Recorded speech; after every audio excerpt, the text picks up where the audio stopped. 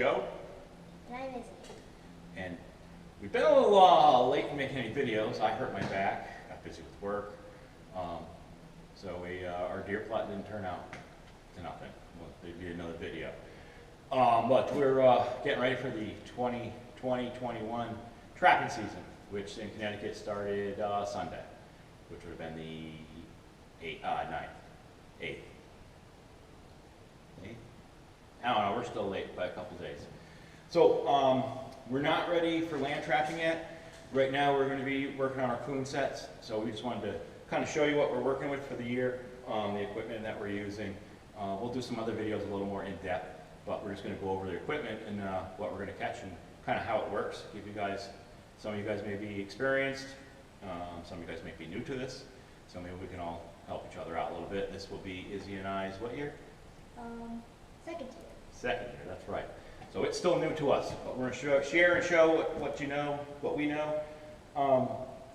So over here are our coyote land sets, which we can't use till December 1st.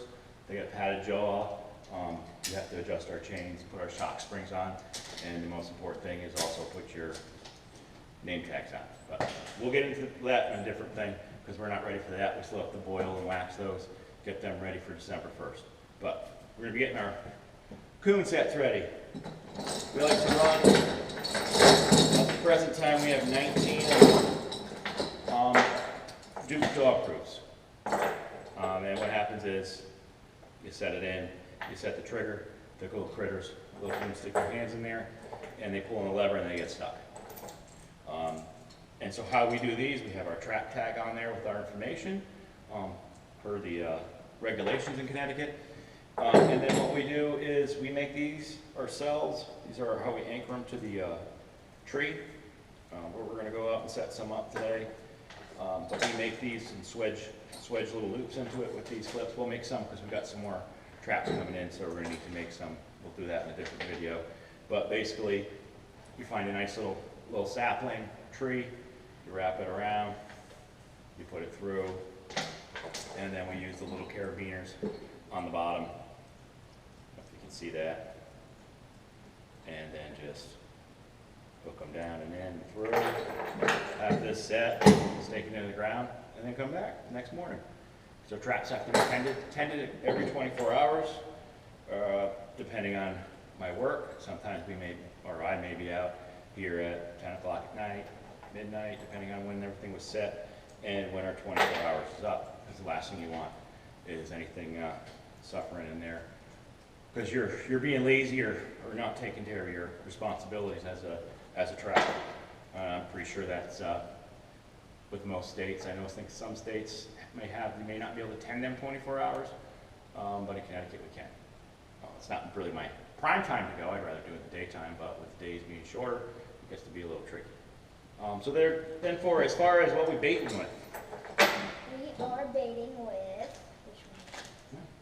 We use these orange slices. They're like gummies. They're like gummy candy. They are gummy candy. And then down inside here, there's a trigger. And we'll show you a little better when we go out in the field.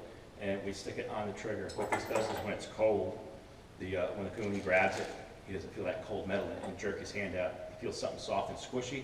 It smells sweet, especially with it being a little warmer. It's November 11th and it's 66 degrees, 70? It's warm. They tend to like stuff that smells sweet. So first we put the gummy in on the stake. Then we put our trusty cat food. The cheapest, stinkiest cat food you can buy. They don't call them trash pandas for no reason, right? No. And then you would just, over the gummy, fill it up, fill it right up to the top. Let them get a little snack of it, and then kind of just put it in the ground. And then our little secret sauce. I don't think there's too many of us that don't like bacon, but you get left all that grease. What do we do with the grease, the bacon grease? We take a paper towel and rub it across the top. Right across the top. Gives a little more attractive. They seem to like that. And then there's another little trick. It's supposed to rain tonight, tomorrow, I believe on Friday. So, cat food's cheap. Not a big deal. But a couple of tricks to keep the weather out if it's going to rain, and especially the mice. Catch a lot of mice, chipmunks, and these things. You know, some guys use them and make their own baits for trapping season, land trapping for coyotes, that kind of thing. I mean, there's things you can do with them, but they just tend to eat. A lot of times they can eat all the cat food out and most of your gummy orange slice and never set it off. Not that we're targeting mice, but these are two ways to keep the mice and the weather, the rain out. It's going to rain. So the first thing we do is we take a golf ball and put it over the top. So then the raccoons will take it off and then they will get the food and get trapped. But the mice aren't strong enough to get that off. Yeah. The chipmunk might, but. Or another option is, We use a metal can. This will be in and it will go over the can. goes over. And this works in more than one way because a lot of times guys will paint them white. They'll actually paint their traps white. These just haven't got beat up enough to worry about it. I haven't had to paint them yet. Some of them are a little more beat up than others. And this tin can being flashy and shiny, their natural curiosity besides the smell of it, they will want to come over it. And since they have little hands, they can pull it off. They know what's underneath. And then they start reaching around and hopefully they wind up in there in the morning. So that's pretty much the tricks of the trade for what we're working with. We have some Duke number, little smaller one, 1.75 ones, or 1.25, for our underwater sets.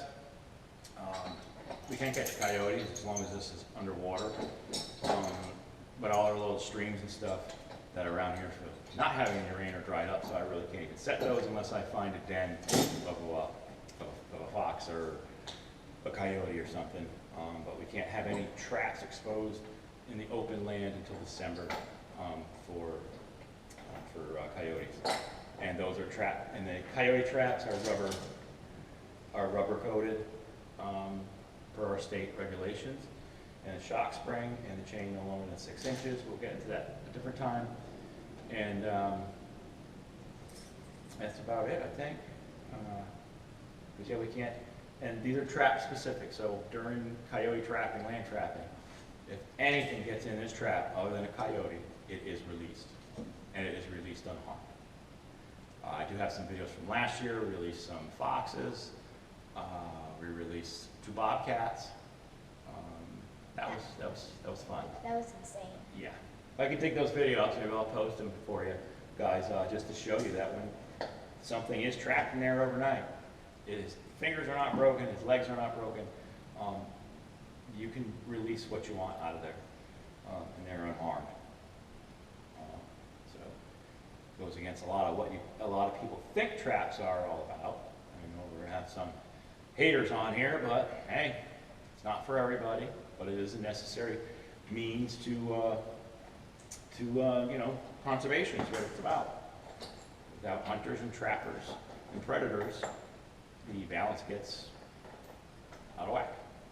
So, I hope that was helpful. If you have any questions, I said we're going to go into, we got some more dog proofs coming in, and we'll go into how we're going to make the make our anchors and a little bit better into that. And now we're going to load these up on the 4-wheelers and get these 19 out.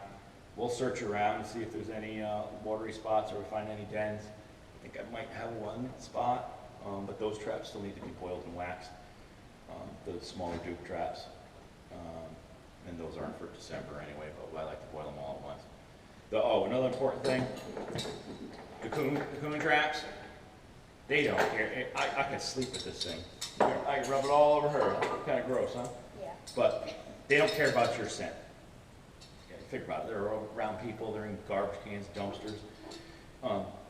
They don't care about that. So you can have your scent all over these things. They're after what's inside. They're not picky.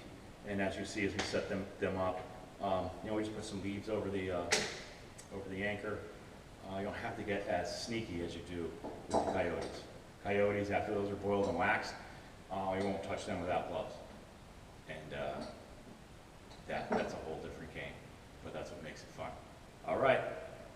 Thanks for tuning in. If you like it, hit subscribe, like, right? Thumbs up. Thumbs up and turn on the notification bell. That's right. And we're going to be really trying to crank some videos out. We've been hunting deer, but we have nothing to show for it, so it really doesn't make much of exciting videos. But the trapping will be pretty good, and we still got another month and a half of deer hunting for us. All right. Thanks for tuning in. Bye.